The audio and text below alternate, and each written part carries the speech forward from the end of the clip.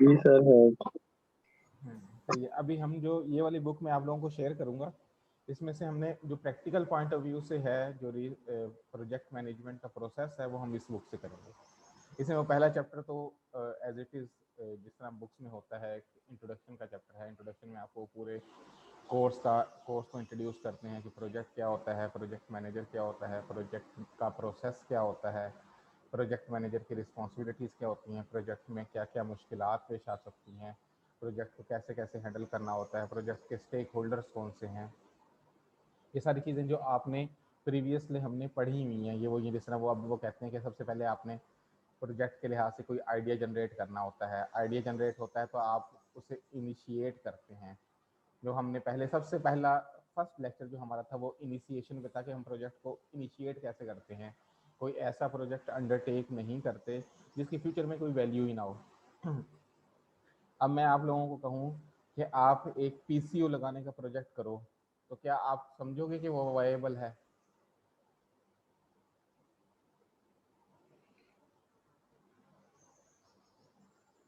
हाँ जी। एक कभी आप लोगों ने पीसीओ देखे थे, पब्लिक कॉल ऑफिस? देखा है किसी ने अपनी जी जिंदगी में? सर। पीसीओ जब आप छोटे जी होते सर थे तो ना पीसीओज होते जी थे। सर देखें। जब कभी ये मोबाइल टेक्नोलॉजी इतनी अच्छी नहीं आई थी, पीटी सेल्स होते थे, और पीटी सेल में भी कुछ शाज़ो नादिर लोगों के घर होते थे, तो वो पीसीओज एक जो होते थे वो चलते थे। वो क्या करते थे, वो आपको फ़ोन की फैसिलिटी देते थे। तो अब अगर हम वो कहें कि वो प्रोजेक्ट हम अंडरटेक करें, क्या वो प्रोजेक्ट अंडरटेक करना, प्रोजेक्ट लगाना कोई क्या वायबल होगा हमारे लिए? ऑब्वियसली नहीं वायबल होगा। हर अब इवन के किड्स के पास भी मोबाइल है। तो मोबाइल की टेक्नोलॉजी इतनी आ गई है, तो कई चीज़ें ऐसी वो हो गई है। मैं आपको कहूँ कि आप लोग जो है ना, एक फोटोग्राफी जो है, जिस तरह हम पहले पहले हुआ करती थी, उसका एक बहुत बड़ा प्रोजेक्ट लगा लो, तो आपको कहोगे अब तो वो बिल्कुल ख़त्म हो गई। मोबाइल के ऊपर, मोबाइल सेल फोन के ऊपर इतने अच्छे कैमराज आ गए हैं कि लोग अब जो है ना, प्रोफेशनल फोटोग्राफर्स जो है ना, उनको भी प्रेफर नहीं करते। अब वो इतने फंक्शन आपके मोबाइल के सेल फोन के कैमराज में आ गए हैं कि आप उनको एडिट भी कर सकते हो, तो एडोब फोटोशॉप भी कर सकते हो, कुछ भी कर सकते हैं आप उसको बेहतर बनाने के लिए, जो वो करा करते थे पहले जॉब। तो ऐसी चीज़ें होती हैं, ऐसे प्रोजेक्ट होते हैं, ऐसे बिजनेसेस होते हैं जो कभी पहले बहुत अच्छे हुआ करते थे, बहुत वायबल हुआ करते थे। वो प्रोजेक्ट जो है ना, फर्म्स भी अपने उसमें इंक्लूड करती थी। तो अब वो इतने वायबल नहीं है। तो आपने आइडिया जनरेशन करते वक्त ये देखना होता है कि क्या वो प्रोजेक्ट इतना वायबल भी है या नहीं है। फिर वो उस प्रोजेक्ट को करने के लिए हमें कोई मुश्किलात तो पेश नहीं आएंगी। हम कोई गवर्नमेंट की रूलिंग के अगेंस्ट, अब मैं कहूँ कि मैं यहाँ पर एक ना ऐसा प्रोजेक्ट लगाऊं जो प्रोजेक्ट जो है ना, फ्यूचर में टोबैको की किसी इंग्रेडिएंट को ना प्रमोट करता हो सकता है कि वो इंग्रेडिएंट जो टोबैको का था वो पाकिस्तान में प्रोहिबिटेड हो। या मैं कहूँ कि मैं जो है ना, वाइन बनाने की कोई फैक्ट्री लगाना चाहता हूँ, एक प्रोजेक्ट लगाना चाहता हूँ, तो वो भी वायबल नहीं है पाकिस्तान में। नो डाउट के जो है वैसे जो है ना, बिहाइंड द स्क्रीन चीज़ें चलती हैं, लेकिन फ्रॉम द फ्रंट ये चीज़ें हमें अलाउ नहीं करते। तो ऐसी ऐसी चीज़ें जो हम स्टार्ट ले लें, पता चले कि आगे कोई गवर्नमेंट रूलिंग आ गई है, या कोई पब्लिक इंटरेस्ट आ गया है, या किसी गवर्नमेंट बॉडी को कोई एतराज़ आ गया है जिसकी वजह से हम वो प्रोजेक्ट को कंप्लीट ना कर सकें, हम उस प्रोजेक्ट का भी आइडिया इनिशिएट नहीं कर सकते। तो ऐसी चीज़ें देखनी होती हैं जो वायबल भी हों, जो की भी जा सकती हों, जिसमें की मार्केट में डिमांड भी हो, जो फ्यूचर में आपको जो आपका एक्सपेक्टेड रेवेन्यू है वो भी जनरेट करे। तो वो प्रोजेक्ट्स को जो है ना, आप क्या करते हैं, इनिशिएट करते हैं। ठीक है। आज हम देखते हैं, क्योंकि हम प्लानिंग पढ़ रहे थे प्रीवियस बुक में, तो हम आज प्लानिंग की हद तक इसको कवर करने की कोशिश करते हैं। ये आपको अब आइडिया बता रहा है कि प्रोजेक्ट का प्रोसेस क्या होता है। प्रोजेक्ट प्रोसेस में सबसे पहले इनिशिएशन होती है, प्लानिंग होती है, एग्जीक्यूशन होती है, और फिर कंट्रोल होता है, और क्लोज हो जाता है फिर ना। ये प्रोजेक्ट का प्रोसेस है। और importance of project management process, importance project management process की क्या हो सकती है? अब अगर आपको मैं कहूँ कि आप सबसे पहले एग्जीक्यूशन कर दो, आप प्लान करो ही ना, जब आप डायरेक्ट एग्जीक्यूशन पे आओगे तो वो प्रोजेक्ट आपका फेलियर की तरफ चला जाएगा, क्योंकि आपने उसके लिए प्रॉपर प्लानिंग नहीं की हुई। हमने लास्ट टाइम जब हम पढ़ रहे थे, हमने देखा था कि 60 to 70% जो प्रोजेक्ट मैनेजर का टाइम है वो किस पे लगता है, वो प्रोजेक्ट प्लानिंग पे लगता है। इसमें अगर आप प्रोजेक्ट प्रोसेस का ये हमारे लिए फ़ायदा यही होता है कि हमें एक ऐसा स्टेप वाइज प्रोसीजर देता है जिसके ज़रिए हम इनिशियली इनिशिएट भी करते हैं, फिर प्लान करते हैं, फिर एग्जीक्यूट करते हैं, फिर कंट्रोल करते हैं, फिर क्लोज करते हैं। तो एक पूरा हमारे पास एक हायरार्किकल स्ट्रक्चर होता है जिसको जो हम फॉलो करके जो है ना एक किसी भी प्रोजेक्ट को अंडरटेक कर सकते हैं, इम्प्लीमेंट कर सकते हैं, उससे डिजायर्ड ऑब्जेक्टिव्स को अचीव कर सकते हैं। ये आपने डिटेल में पहले हमने पढ़ी हुई है, हम सिर्फ एक गो थ्रू ले रहे हैं। अब वो कह रहा है कि जो आपका प्रोजेक्ट हो ना वो विजिबल एंड स्पॉन्सर्ड हो। विजिबल मतलब आपको आप देख सको उसके जो वर्क ब्रेकडाउन स्ट्रक्चर हमने किया था, हम काम अगर काम हो रहा है तो हम काम को एनालाइज कर सकें, एस्टिमेट कर सकें कि जो हमने काम अंडरटेक किया है, जो काम हमने लिया है, वो काम क्या उस वे में चल रहा है जिस वे में हमने उसे प्लान किया था, जिस वे में हमने उसे इनिशिएट किया था, जिस वे में ये एक्चुअली होना चाहिए, जिस वे में मार्केट हमसे डिमांड कर रही है। विजिबल मतलब आपको नजर आना चाहिए, ताकि आप जो है ना, अगर वो विजिबल नहीं होगा, मैं कहूँ कि जो है ना ये जो है ना ये बाहर वाला जो रोड है, यूनिवर्सिटी की बाहर वाला रोड, इससे बनना चाहिए, ये प्रोजेक्ट अंडरटेक हो जाता है। अगर ये मुझे नजर नहीं आता, पता चलता है कि प्रोजेक्ट को स्टार्ट हुए 1 महीना हो गया और बाहर अभी तक जो है ना वो रेत या वो रोड़ी या मट्टी नहीं आई होती, तो मैं कहता हूँ ये तो नजर ही नहीं आ रहा काम हो रहा है, किताबों में शायद काम हो रहा हो। इस तरह जो आपका विजिबल चीज़ें होती है ना, आप उस विजिबल का मतलब है कि आप उसको देख सको, आप उसको एनालाइज कर सको कि काम हो रहा है, काम चल रहा है, और आप उसको एनालाइज ये कर सको कि भाई जो मैंने टाइम ड्यूरेशन इस काम के लिए सेट किया था, क्या वो उसी टाइम ड्यूरेशन में काम चल रहा है या नहीं चल रहा। पता चला मैंने आप एक काम करने के लिए 2 दिन रखे थे, आज 4 दिन हो गया वो काम कंप्लीट नहीं हुआ, तो इसका मुझे पता चलेगा कि मुझे, अगर वो विजिबल होगा तो मुझे पता चलेगा। अगर वो, मैं ये आपको कहता हूँ कि आप लोग तैयारी करें, आपको 5 चैप्टर आपको आने चाहिए। अब मैं आप लोगों से जिन मैं क्विज ले रहा हूँ तो मुझे पता चलता जा रहा है कि किन लोगों, मुझे विजिबिलिटी पता चलती जा रही है कि किन लोगों ने कितना पढ़ा हुआ है उसे ना, और किन लोगों ने नहीं पढ़ा हुआ, और किन लोगों ने तो अटेम्प्ट ही नहीं किया, इसका मतलब उन्होंने बिल्कुल भी नहीं पढ़ा हुआ। तो प्रोजेक्ट भी आपको नजर आना चाहिए, विजिबल होना चाहिए, ताकि वो आपको काम उससे आप कम कर सको।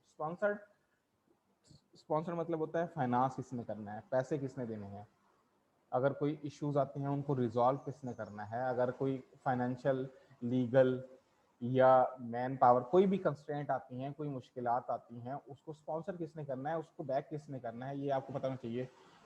अभी जो है ना इस्लामिक यूनिवर्सिटी ने भी अभी एक प्रोजेक्ट अंडरटेक किया, गवर्नमेंट ने फंडिंग दी। आप लोगों ने भी इस्लामिक यूनिवर्सिटी के पेज पे देखा होगा कि अहमदपुर ईस्ट का एक जो है कैंपस बनने के लिए एक फंडिंग गवर्नमेंट की तरफ से मिली है। अब वो गवर्नमेंट क्या है, वो स्पॉन्सर है, स्पॉन्सर भी है, स्टेक होल्डर भी है। अगर अगर वो हम जब वो प्रोजेक्ट यूनिवर्सिटी ने अंडरटेक किया, जब वो प्रोजेक्ट बनना स्टार्ट होगा तो वो कंपनी देखे, वो गवर्नमेंट भी देखेगी उसकी जो है बिल्डिंग, इतने दिन में बिल्डिंग बननी चाहिए थी, बिल्डिंग बनी है नहीं बनी, बाउंड्री वाल बननी चाहिए थी, बाउंड्री वाल बन गई है, इंटरनल इंफ्रास्ट्रक्चर आ गया नहीं है, वो स्टेप बाय स्टेप जिन्होंने पैसे दिए हैं वो इस चीज़ को मॉनिटर भी करेंगे। रिपीटेबल मतलब ये भी होता है कि जो प्रोसेस होता है उसको आप रिपीट भी कर सकें। मुश्किलात, अगर फर्स्ट की आपको प्लानिंग के बाद आपने एग्जीक्यूशन की है, एग्जीक्यूशन में आपको मुश्किलात आती हैं, आपको पता चलता है कि प्लानिंग में ये जो हमने फेस किया था, ये वाला जो प्लान किया था, उस प्लान में कुछ अमेंडमेंट की ज़रूरत है, कुछ रेक्टिफिकेशन की ज़रूरत है, कुछ जो है ना इश्यूज आ गए हैं, तो हम उसको रिपीट भी कर सकें, हम वापस जा सकें प्लानिंग फेज में, दोबारा उसको करेक्ट करके दोबारा आएँ, दोबारा उसको बेहतर अंदाज में कर सके, तो ये रिपीटेबल भी होता है। प्लस रिपीटेबल की सेकंड कैरेक्टरिस्टिक क्या होती है, एक प्रोसेस ऐसा हो जिस प्रोसेस के थ्रू आपने एक कामयाबी से काम कर लिया हो, तो आप ये कहो कि ये काम जो है ना इस प्रोसीजर के थ्रू हो सकता है, और वो प्रोसीजर आप अगर टाइमली करते रहो तो ये रिपीटेबल होता है। मीन्स के मैंने एक काम किया, उस काम मैंने एक प्रोसेस अडॉप्ट किया, उस प्रोसेस के थ्रू एक काम हो गया, अब मुझे पता है कि ये काम अगर मैंने करना है अगेन, तो मैंने ये वाला प्रोसेस ये वाला स्टेप अगेन प्रोसीड करना पड़ेगा। और अगर मैं इस तरीके से ये काम करता रहूँगा तो मेरा ये काम चलता रहेगा और ये का टास्क कंप्लीट हो जाएगा। जैसे मैंने आपको पहले भी एग्जांपल दी थी कि पाकिस्तानी टीम जो है, जिस टीम के साथ अगर पाकिस्तान लास्ट मैच विन कर जाए, वो उसी सक्सेस को आगे लेके चलते हैं। वो कहते हैं कि यही टीम, ये 11 लोगों ने अगर प्रीवियस मैच जीता है तो ये मैच भी जीत सकते हैं। इसी तरह जिस प्रोसेस के थ्रू आपने एक काम किया है और काम हो गया है, अगर आपको दोबारा वो काम कहा जाए आपका सबसे पहली प्रेफरेंस ये होगी कि आप उसी स्टेप्स को रिपीट करो और दोबारा वहाँ पर पहुँच जाओ। मेजरेबल, वो मैंने आपको पहले बताया कि मेजर कर सके ताकि आपको पता चल सके कि आपका काम ठीक हो रहा है या नहीं हो रहा। प्रिडिक्टेबल, आप ये प्रिडिक्ट कर सको, ये बिल्डिंग हमने बनानी थी, ये प्रोजेक्ट अंडरटेक किया, फर्स्ट फ्लोर जो है ना 7 महीने में बनाया, तो आगे जो सेकंड फ्लोर है वो 5 महीने में बन जाएगा, क्योंकि अब एक तो फर्स्ट फ्लोर में नीचे आपको बेसमेंट बनानी पड़ती है, फिर जो फर्स्ट फ्लोर में आपकी बुनियादें इतनी मजबूत करनी पड़ती हैं, फिर जब आपका सेकंड फ्लोर आता है तो फिर आप डायरेक्ट काम स्टार्ट कर देते हैं, कोई बुनियादों की जरूरत नहीं पड़ती। और दूसरी बात, वो लोग जो काम से एक वर्सेंटाइल हो चुके होते हैं, वो लास्ट टाइम जो वो काम किया उन्होंने अगर एक दिन में किया है तो आज वो कम टाइम में करेंगे, कल वो उससे थोड़े कम टाइम में करेंगे, क्योंकि वो एक्सपर्ट होते जाएंगे इस काम में ना। तो प्रिडिक्ट भी कर सकें कि भाई ये काम इतने दिन में हो गया है तो नेक्स्ट काम इतने दिन में हो जाएगा। डेफिनेशन क्या है, ये आपने को ने पढ़ी हुई है कि एक टेम्परेरी एंडेवियर होता है जो आप अंडरटेक करते हो किसी भी यूनिक काम को करने के लिए, या कोई प्रीवियस काम जो आपका चल रहा हो उसमें कोई यूनिकनेस लाने के लिए आप ना काम करते हैं। वो कहते हैं प्रोजेक्ट मैनेजर जो है उसके अल्टरनेट नेम के हैं, प्रोजेक्ट डायरेक्टर भी कहते हैं, प्रोजेक्ट कोऑर्डिनेटर भी कहा जाता है, प्रोजेक्ट चीफ भी कहा जाता है, प्रोजेक्ट लीड भी कहा जाता है। इस तरह प्रोजेक्ट मैनेजमेंट की जो डेफिनेशन होती है वो एप्लीकेशन होती है नॉलेज, स्किल्स, टूल्स, टेक्निक्स की to project activities to meet the project requirement. और भी इसकी डिफरेंट डेफिनेशंस हैं जो आपने उस बुक में पढ़ी हुई हैं। अब सेकंड स्टेप आता है आपका इनिशिएशन का। इनिशिएट करना, इनिशिएट जो होता है ना, सबसे इम्पोर्टेंट जो इनिशिएशन में चीज़ होती है ना, वो आपका आइडिया जनरेशन होता है कि आप ये प्रोजेक्ट जो आपने करना है वो उसका क्या आइडिया क्या है, आप ये प्रोजेक्ट क्यों करना चाहते हैं। मैं ये बिजनेस लगाना चाहता हूँ तो मैं क्यों लगाना चाहता हूँ, ये वाला प्रोजेक्ट अगर हम करना चाहते हैं तो क्यों करना चाहते हैं, क्या रीजंस हैं इसके बिहाइंड, कौन कौन से पॉइंट्स हैं जो आपको इन्फ्लुएंस करते हैं या इंडिकेट करते हैं कि आप ये काम करो, ये काम बेनिफिशियल है, ये काम इतने टाइम में हो जाएगा, इस काम को करने के लिए इतने जो है ना मैन पावर की ज़रूरत है, इस काम को करने के लिए जिस एक्सपर्टीज़ की ज़रूरत है वो मेरे पास है, इस काम को करने के लिए जिस मशीनरी की ज़रूरत है वो यहाँ से अवेलेबल हो जाएगी। क्यों करना चाहते हैं ये आप बताएंगे, इसमें प्रोजेक्ट मिशन बताएंगे, ऑब्जेक्टिव्स बताएंगे कि व्हाट जो है do we want to achieve, हमारे ऑब्जेक्टिव्स के, हम क्या इस प्रोजेक्ट से हासिल क्या करना चाहते हैं, क्या खसूसियात हैं इस प्रोजेक्ट की, किस वजह से ये प्रोजेक्ट इम्पोर्टेंट है, कौन से ऑब्जेक्टिव्स हैं। मैं हाई सेल अचीव करना चाहता हूँ तो ये मैं प्रोजेक्ट लगाना चाहता हूँ, मार्केट की इसकी डिमांड है तो ये मैं प्रोजेक्ट लगाना चाहता हूँ, ये प्रोजेक्ट क्योंकि इस प्रोजेक्ट में ये बेनिफिट है, आगे फ्यूचर आईटी का है तो मैं आईटी का प्रोजेक्ट लगाना चाहता हूँ। तो क्या है, प्रोजेक्ट ऑब्जेक्टिव्स क्या हैं, फिर deliverables, steps we need to achieve the objectives, फिर हम बताते हैं कि ये 10 ऑब्जेक्टिव्स हैं इस प्रोजेक्ट के पीछे, इन 10 ऑब्जेक्टिव्स को हम अचीव कैसे करेंगे, वो सारे स्टेप्स हम लिखेंगे कि इन ये काम करेंगे तो ये पहला ऑब्जेक्टिव अचीव हो जाएगा, ये सेकंड काम करेंगे तो ये ऑब्जेक्टिव अचीव हो जाएगा, ये सेकंड थर्ड काम करेंगे तो ये ऑब्जेक्टिव अचीव हो जाएगा। और स्टेक होल्डर्स, प्रोजेक्ट के स्टेक होल्डर्स कौन से हैं, जो स्पॉन्सर कर रहे हैं वो स्टेक होल्डर है, प्रोजेक्ट मैनेजर खुद स्टेक होल्डर है, जिस सोसाइटी में वो प्रोजेक्ट लग रहा है वो सोसाइटी के जो मेंबर्स हैं वो क्या हैं, वो क्या हैं, उसके वो प्रोजेक्ट के स्टेक होल्डर्स हैं, वो सोसाइटी जिसमें वो प्रोजेक्ट लग रहा है वो स्टेक होल्डर्स हैं, जिनको वो प्रोडक्ट्स बेची जाएंगी उस प्रोजेक्ट से वो स्टेक होल्डर्स हैं, गवर्नमेंट स्टेक होल्डर है, एंड जो आपका टैक्स अथॉरिटीज़ हैं वो स्टेक होल्डर हैं, उन्हें रेवेन्यू जाना है। तो बहुत सारे आपके एम्प्लॉयज़ जो हैं वो स्टेक होल्डर्स हैं, बहुत सारे ऐसे स्टेक होल्डर्स होते हैं जो आपके जो इंपॉर्टेंट होते हैं। फिर वो कहते हैं कि प्रोजेक्ट क्रिटिकलिटी मतलब होता है कि प्रोजेक्ट का आइडिया जनरेशन जो है ना, वो आपका क्या होता है, प्रोजेक्ट क्रिटिकलिटी में शामिल होता है, और वो किस तरह बनता है, जो प्रोजेक्ट मैनेजर और प्रोजेक्ट को जिसने स्पॉन्सर करना है मिलकर बैठ के कोई अपनी टर्म्स एंड कंडीशन को डिसाइड करते हैं, क्रिटिकली एनालाइज करते हैं कि ये काम हमने करना है, ये आइडिया है, ये काम करना है, क्या ये काम हो सकता है। मैं एक आइडिया ले आऊँ जिस आइडिया में 50 लाख रुपए खर्च होते हैं, स्पॉन्सर्स के पास 30 लाख रुपए हैं, आइडिया बहुत अच्छा है, मैन पावर भी अवेलेबल है, मशीनरी भी अवेलेबल है, और अदर एसेसरीज जो चाहिए वो भी अवेलेबल है, स्पेस भी अवेलेबल है, लेकिन प्रोजेक्ट मैनेजर ने एक अच्छा आइडिया दिया है, मार्केट में डिमांड भी है उसकी, लेकिन स्पॉन्सर जो है उनके पास पैसे 30 लाख रुपए हैं, 50 लाख रुपए नहीं है। तो वो प्रोजेक्ट क्रिटिकलिटी आ जाएगी प्रोजेक्ट में, वो बैठ के डिस्कशन करेंगे क्या ये 30 लाख में एडजस्ट हो सकता है, कोई शॉर्टर स्केल पे अभी हम उसको छोटे लेवल पे स्टार्ट कर लें, फिर उसको कुछ अर्से बाद एक्सपेंड कर दें, अगर वो इस तरह से हो सकेगा तो यहीं पैकअप कर दें कि भाई हम इस स्केल तक अचीव कर लेते हैं। मैं एक रेस्टोरेंट ओपन करना चाहता हूँ, उसके लिए ज़्यादा पैसों की ज़रूरत है। मैं ये कहता हूँ कि अभी मैं वो जो प्रोडक्ट है, जो मैं 50 प्रोडक्ट ऑफर करना चाहता हूँ, प्रोजेक्ट 50 के पैसे नहीं है मेरे पास, अगर मैं अभी मेरे पास 20 के पैसे हैं, मैं 20 के पैसों से स्टार्ट कर लेता हूँ। मैं कहता हूँ जो ही मेरे पास पैसे बढ़ते जाएंगे, ये इस प्रोजेक्ट में मैं मज़ीद इन्वेस्ट करता जाऊँगा पैसों को ना। क्रिटिकलिटी है।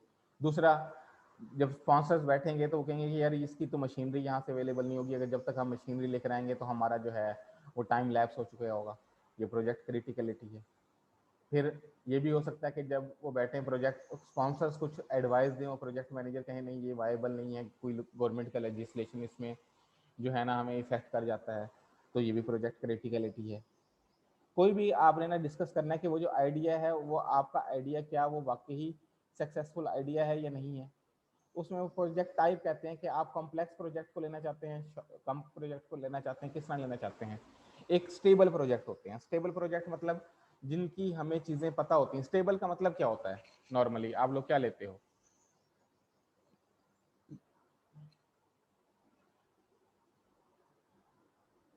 सर जो एक ही तरतीब से चलता है, सीक्वेंस। एक ही तरतीब से चलता है। और level.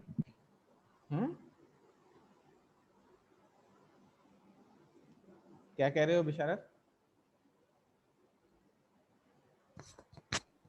Balance. Balance. Stable balance है, स्टेबल है। स्टेबल मतलब जिसे आप प्रिडिक्ट कर सकते हो, आपको पता है ये काम हुआ है, आगे ये काम होगा, फिर ये काम होगा, फिर ये काम होगा। स्टेबिलिटी है मतलब उसमें अगर आपको पता हो कि आपने यूनिवर्सिटी आना है और बाहर इन्वायरमेंट बिल्कुल साफ क्लीन है, आपको पता है कि आप सुबह घर से निकलेंगे, आप पॉइंट वाली प्लेस पे आएंगे, वहाँ से पॉइंट लेंगे, यूनिवर्सिटी आ जाएंगे, पढ़ेंगे, या वहाँ से पॉइंट लेंगे, वहाँ पर उसी पॉइंट पे वापस जाएंगे, वहाँ से आप घर चलेंगे। एक स्टेबल मतलब आपके पास एक प्रोसीजर अवेलेबल है। वो प्रोजेक्ट्स जो है ना वो स्टेबल हैं, जिसमें वेरिएशंस बहुत कम आती हैं। पहली बात है आती नहीं है, अगर आए तो वो बहुत मिनिमल होती हैं, इतनी मिनिमल होती हैं कि आपको पता होता है कि इनके लिए कोई एक्स्ट्रा हमें जो है ना वर्किंग नहीं करनी पड़ेगी। वो ये चीज़ें क्या कहलाती हैं, ये स्टेबल कहलाती हैं कि वो ये आपका प्रोजेक्ट जो है ना स्टेबल है, इसकी रिक्वायरमेंट भी स्टेबल है। लेकिन इवॉल्विंग जो होता है उसमें चेंज आता है, इवॉल्व हो रहा होता है, जिसमें अनसर्टेनिटी हो, फ्यूचर में अनसर्टेनिटी हो, तो उसे हम कहते हैं कि ये वो प्रोजेक्ट हैं जो इवॉल्विंग है। नई कोई अगर आपको फर्स्ट के मैं आपको कहूँ एक प्रोजेक्ट करें, तो वो अगर आपके लिए वो नया प्रोजेक्ट है तो वो आपके लिए इवॉल्विंग प्रोजेक्ट है। क्यों? वो आपको एक नई इंसाइट दे रहा है। कल क्या होगा आपको नहीं पता, लेकिन आप जब वो उस पूरे प्रोसीजर से गुजर जाओगे, आप वो प्रोजेक्ट कंप्लीट कर लोगे, और अगर आप उसी तरह के 4 से 5 प्रोजेक्ट कंप्लीट कर लोगे, जब छठा प्रोजेक्ट दिया जाएगा तो वो प्रोजेक्ट आपके लिए इवॉल्विंग नहीं रहेगा, वो क्या बन जाएगा आपके लिए? स्टेबल बन जाएगा, क्योंकि आप उस तरह के 5 प्रोजेक्ट डील कर चुके होगे पहले से। आपको पता होगा कि सबसे पहले मैंने ये काम करना है, इधर से मुझे रॉ मटेरियल मिलेगा, इधर से मुझे जो है ना पर्सनल रिक्वायरमेंट्स मिल जाएंगी, इधर से मुझे स्पॉन्सर से ये इतने पैसे जो है ना इस डेट को चाहिए होंगे, इतने पैसे इस डेट को चाहिए होंगे, इन इन लोगों से कांटेक्ट करना है, इस गवर्नमेंट बॉडी के पास जाना है जहाँ से हमने लाइसेंस लेना है, टैक्स अथॉरिटीज़ के पास जाके टैक्स को रजिस्ट्रेशन कराना है, फिर जो फाइनेंशियल स्टेटमेंट प्रिपरेशन करनी है, किसी अकाउंटेंट को हायर करना है, या मैंने कोई जो है ना चार्टर्ड अकाउंटेंट को हायर करना है, वो सारा प्रोसीजर आपको पता होगा। वही प्रोजेक्ट जो कभी आपके लिए इवॉल्विंग था, वो ही प्रोजेक्ट आपके लिए अब स्टेबल हो गया है। क्यों? आप उस तरह के पत्नी कितने प्रोजेक्ट कर चुके हैं, मुख्तलिफ प्रोजेक्ट को आप ऑन कर चुके हैं, आप कर चुके हो। क्योंकि अगर जिस प्रोजेक्ट में कॉम्प्लेक्सिटी ज़्यादा होती है, जिसको आप ये प्रोजेक्ट टाइप कह रहे हैं, विद रिस्पेक्ट टू कॉम्प्लेक्सिटी कह रहे हैं, जिस प्रोजेक्ट में कॉम्प्लेक्सिटी ज़्यादा होती है उसे हम इवॉल्विंग प्रोजेक्ट कहते हैं, जिस प्रोजेक्ट में कॉम्प्लेक्सिटी कम होती है उसे हम स्टेबल प्रोजेक्ट कहते हैं। लेकिन सबसे पहले जब भी आप प्रोजेक्ट करते हो, कोई नया प्रोजेक्ट जब भी आपने करना हो, तो वो इवॉल्विंग होता है, जब तक कि आप उसमें एक्सपर्ट नहीं बन जाते। जब आप उस प्रोजेक्ट में एक्सपर्ट बन जाते हो तो वो स्टेबल प्रोजेक्ट हो जाता है। और आपने क्या करना होता है, आपने उसका स्ट्रक्चर डिफाइन करना है, आपको पता होना चाहिए कि कैसे हमने ये काम करना है, पहले स्टेप क्या होगा, सेकंड क्या होगा, थर्ड क्या होगा, फोर्थ क्या होगा, एंड सो ऑन। फिर हमने स्टाफिंग रिक्वायरमेंट जो है वो डिसाइड करनी है कि हमें कितने लोगों की ज़रूरत होगी, किन किन स्किल्स की ज़रूरत होगी, किस किस सिस्टम की ज़रूरत होगी, वो हमने देखना है। फिर हमने कल्चर को मेंटेन करना है कि हमें ऐसा प्रोजेक्ट है जिसमें लोग इंडिविजुअल काम कर सकते हैं, तो हम उनको अलग अलग केबिन बना देंगे कि बैठ के काम करते रहें अपना। हमें लगेगा नहीं कोलैबोरेशन टीम इन्वायरमेंट में काम हो सकता है, तो फिर हम टीम्स बनाएंगे, उनके लिए टीम हॉल्स बना देंगे कि इन हॉल्स में बैठ के ये टीम अपना काम करें। फिर आपका लीडरशिप का किस तरह का स्टाइल चाहिए होगा, प्रोजेक्ट मैनेजर किस तरह का हो, ऑटोक्रेटिक प्रोजेक्ट मैनेजर हो, आपका ब्यूरोक्रेटिक प्रोजेक्ट मैनेजर हो, किस तरह का प्रोजेक्ट मैनेजर आपको चाहिए, पार्टिसिपेटिव प्रोजेक्ट मैनेजर चाहिए। ऑटोक्रेटिक यानी कि कोई ऐसा प्रोजेक्ट इंप्लीमेंट करना है जिसमें आपको लोग आपको ये कहें कि हम ये प्रोजेक्ट नहीं करना चाहते, तो आप ऑटोक्रेटिक स्टाइल पे लाएं, आप फोर्सफुली वो काम कराएं। जिस तरह पाकिस्तान में कहा जाता है कि जो आपका वो होता है, आपकी आर्मी है, जब कोई फोर्सफुली काम कराना हो तो वो फिर आम आदमी से तो कोई बंदा टैकल होता नहीं। इवन आपके जो ब्यूरोक्रेट्स हैं या जो आपके पॉलिटिशियंस हैं वो भी कंट्रोल नहीं करते। फिर आर्मी आती है, वो फिर ऑटोक्रेटिक स्टाइल के साथ फिर हर बंदा उनकी बात भी मानता है। इसमें देखना पड़ता है कि किस तरह का ऐसा प्रोजेक्ट है जिसमें लोगों का कोलैबोरेशन चाहिए, लोगों की विलिंगनेस चाहिए, लोगों का जो है ना बिहेवियरल एक्शंस चाहिए कि जिसके थ्रू हम काम ले सकें। तो हम कहेंगे कि पार्टिसिपेटिव प्रोजेक्ट मैनेजमेंट का स्टाइल ले लें, ताकि लोगों से कोलैबोरेट करने में, लोगों को राज़ी करने में, लोगों को एग्री करने में किसी काम के लिए तो हमें आसानी हो। तो हमें ये सारी चीज़ें देखते हुए फिर देखना है कि हमें स्टेबल प्रोजेक्ट है तो फिर हमें किस तरह का स्ट्रक्चर चाहिए, इवॉल्विंग प्रोजेक्ट है तो किस तरह का हमें चीज़ें चाहिए। ठीक है, अब ये वो सारी चीज़ें देख रहे हैं कि इन हाउस अगर हमें कुछ स्किल्स की कम स्किल्स के साथ भी गुजारा हो सकता है या हाई स्किल्स के साथ गुजारा हो सकता है। कोई बड़े प्रोजेक्ट होंगे, कम्प्लेक्स प्रोजेक्ट होंगे तो हमें हाई स्किल्स की ज़रूरत होगी। अगर एक नॉर्मल स्टेबल प्रोजेक्ट है तो हमें लो स्किल्स से भी काम चल जाएगा। इस तरह प्रोजेक्ट कौन से हैं, वो स्टेबल हैं या इवॉल्विंग, या फिर वो पैरामिड बना देते हैं कि अगर अगर हमारे पास जो आपकी वो है इन हाउस रिक्वायरमेंट की ज़रूरत है, अगर वो हमें ज़्यादा चाहिए, हाई लेवल पे चाहिए, अगर स्टेबल प्रोजेक्ट है तो फर्स्ट कोऑर्डिनेट में आ जाएगा, अगर इवॉल्विंग प्रोजेक्ट है तो सेकंड कोऑर्डिनेट में आ जाएगा, अगर हमें नहीं ज़रूरत और थर्ड कोऑर्डिनेट में आ जाएगा, फिर फोर्थ कोऑर्डिनेट में आ जाएगा। लेकिन आपको ये पता होना चाहिए कि आपका जो स्टेबल प्रोजेक्ट होते हैं वो क्या होते हैं, इवॉल्विंग कौन से होते हैं, इन हाउस की किस में ज़्यादा ज़रूरत पड़ती है और किस में कम ज़रूरत पड़ती है। फिर स्कोप आपने बताना होगा, वट क्या प्रोजेक्ट है, क्यों कर रहे हैं, कब करना है, कौन करेगा, कितना करेगा, कहाँ करेगा, और हाउ मैनी, कितनी दफ़ा हमने ये इस प्रोजेक्ट को अंडरटेक करना है।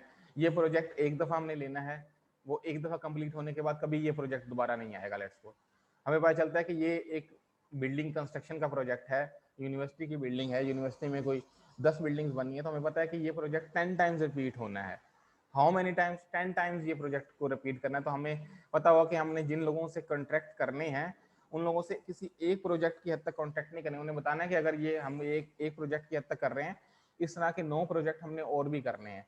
अगर आप लोग हमारे साथ सही चलेंगे तो हम नए नए नेक्स्ट प्रोजेक्ट में भी आपको ऑन करेंगे, अगर आप हम लोगों के साथ ठीक नहीं चलेंगे तो हमें चेंज करना पड़ेगा।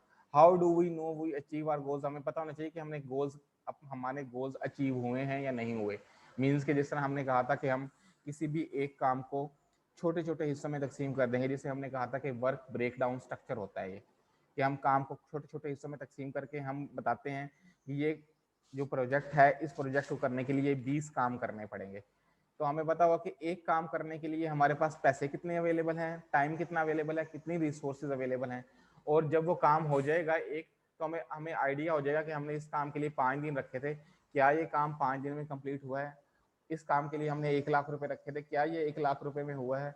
इस काम के लिए हमने 400 लोगों को इंगेज किया था, क्या ये 400 लोगों का काम था। हम अपना एनालाइज कर रहे होंगे कि जो टारगेट हमने सेट किए थे, क्या वो उस टारगेट के मुताबिक प्रोजेक्ट चल रहा है। हम एक प्रोजेक्ट को हमने 20 हिस्सों में तकसीम किया, उसके वर्क ब्रेकडाउन स्ट्रक्चर 20 हैं, और एक काम के लिए हमने 5 दिन रखे थे और वो 6 दिनों में हुआ है। तो हम आगे भी अमेंडमेंट करेंगे कि हमने जो जिन जिन कामों के लिए जितने दिन रखे थे, उनके लिए 1 या 2 दिन का हमें इजाफा करना पड़ेगा। हमें पता चल जाएगा पहले वर्क ब्रेकडाउन स्ट्रक्चर से हमें पता चल जाएगा कि हमें कितना कितना जो है ना मजीद इंक्रीज करना है इस चीज़ को ना।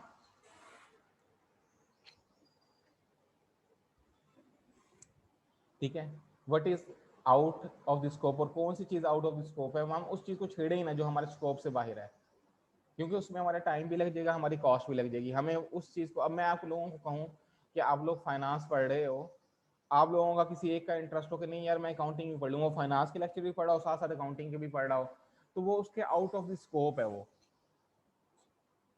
वो अगर अभी वो भी पढ़ता है साथ ये भी पढ़ता है, हो सकता है वो डी ट्रैक हो जाए, उसे एट द एंड समझ ना आए कि वो क्या कर रहे हैं, और प्लस अपना टाइम भी वेस्ट करे, अपनी एनर्जी भी वेस्ट करे, और रिजल्ट्स जब आए तो पता चले कि उन्होंने फाइनेंस का पेपर दिया था, फाइनेंस में भी सही नहीं रहा, अकाउंटिंग का पेपर दिया था उसमें भी ठीक नहीं रहा, तो फायदा नहीं हुआ। तो ये आपने स्कोप स्टेटमेंट में ये सारी चीज़ें डिफाइन करनी है कि अगर मैं आपको फर्ज के कहता हूँ कि आप किसी भी एक प्रोजेक्ट की, मैं बताता हूँ कि ये प्रोजेक्ट है जो आपने करना है, उसकी स्कोप स्टेटमेंट बनाए, उसमें आप इन चीज़ों के एड्रेस करोगे, what, why, when, who, how much, where, how many, what do we want to achieve, और what is out of the scope हमें बताना पड़ेगा। ठीक है, टाइम क्या है, क्वालिटी क्या है, कॉस्ट क्या है, स्कोप क्या है, रिसोर्सेज क्या है हमारे पास, ये सारे आपने इसमें डिफाइन करनी है चीज़ों में ना। अब ये ऑब्जेक्टिव हैं, स्मार्ट ऑब्जेक्टिव्स हमारे होते क्या हैं, स्पेसिफिक होने चाहिए, हमने पहले भी पढ़े हैं, मेजरेबल होने चाहिए, अटेनेबल होने चाहिए, रेलिवेंट होना चाहिए, टाइम बाउंड होने चाहिए। ये नहीं है कि भाई प्रोजेक्ट कर लिया, हाँ जैसे 6 महीने बाद भी हो जाए तो कोई फर्क नहीं पड़ता, 6 साल बाद भी हो जाए तो कोई फर्क नहीं पड़ता, नहीं, टाइम बाउंड होना चाहिए। प्रोजेक्ट चार्टर हमने पढ़ा था कि वो डॉक्यूमेंट होता है जो प्रोजेक्ट के बारे में बताता है। चार्टरिंग हमने पढ़ा था, वो जो प्रोजेक्ट के बारे में होता है, जो हमें पूरा डॉक्यूमेंट होगा। अगर आप अभी भी किसी हाउसिंग सोसाइटी में जाएं तो आपको एक बुकलेट देते हैं, या एक पॉम्फलेट देते हैं, या एक ब्राशर देते हैं, उसके मुतालिक उस हाउसिंग सोसाइटी के मुतालिक सब चीज़ें उसमें डिस्क्राइब होती हैं या करनी चाहिए। कई दफ़ा मिसलीड करते हैं, करते नहीं हैं, लेकिन वो एक्चुअली क्या होता है, वो प्रोजेक्ट चार्टर होता है। वो आपको उस प्रोजेक्ट के बारे में डिटेल बता रहा होगा कि ये प्रोजेक्ट में कितने हाउसेज हैं, कितने प्लॉट्स हैं, यहाँ पर कितने पार्क्स होंगे, कितनी मसाजिद होंगी, कितने कम्युनिटी हॉल्स होंगे, कितने गेट्स होंगे, सिक्योरिटी सिस्टम होगा या नहीं होगा, बिजली होगी या नहीं होगी, गैस होगी या नहीं होगी, पानी होगा या नहीं होगा, सिक्योरिटी सिस्टम किस तरह का होगा, ये सारी चीज़ें आपको, वो कौन इसके ऑनर हैं, कितने दिन में आपको ये हैंड ओवर हो जाएगा, कितनी डाउन पेमेंट देनी है, कितनी इंस्टॉलमेंट्स आप देंगे, कितने साल में हम डिवेल्प कर देंगे, कब आपको इसकी पोजेशन मिल जाएगी, ये सब चीज़ें उसके ऊपर डिफाइन होती हैं। कभी देखा है किसी ने किसी हाउसिंग सोसाइटी का ब्राउचर या किसी हाउसिंग सोसाइटी का बुकलेट देखा हो?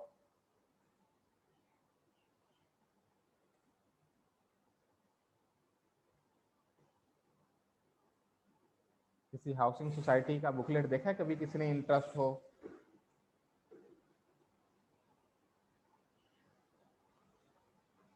अभी वैसे उस पर भी, फेसबुक पे भी आ रहे होते हैं, वैसे भी आप लोगों को कहीं ना कहीं बाहर भी बैनर्स भी लगे हुए होते हैं, उसमें भी बता रहे होते हैं। कभी टेलीविजन पे आप न्यूज़ सुनो जो है ना उसके बारे में। ये यहाँ पर हाउसिंग सोसाइटी एक बनी थी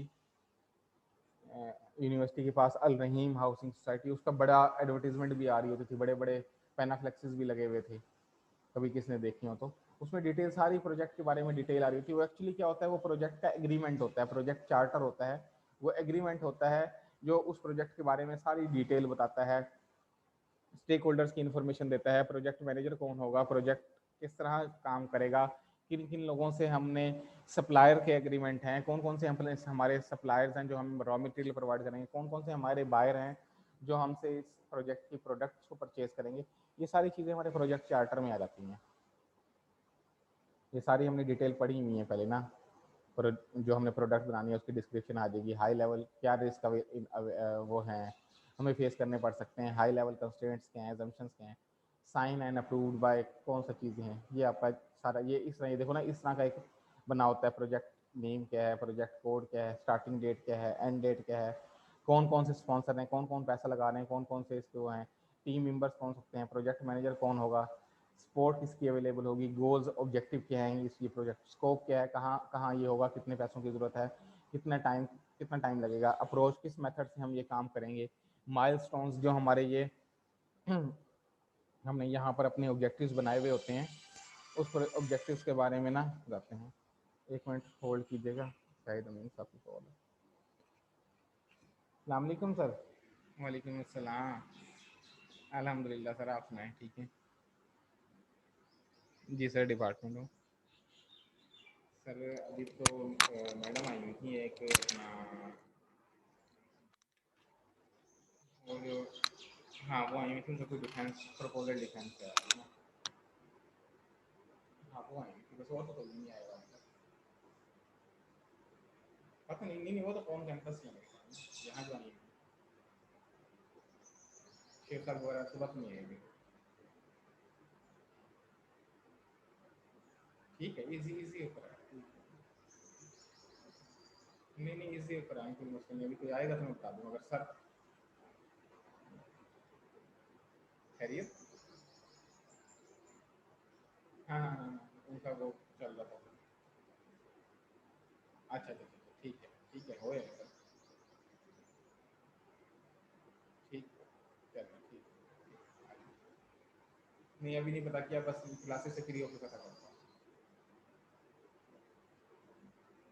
हाँ मैं जाऊँगा तो मैं ले आऊँगा, मैं पता करता हूँ। आज जाता हूँ या कल सुबह सुबह मॉर्निंग में चला जाएंगे।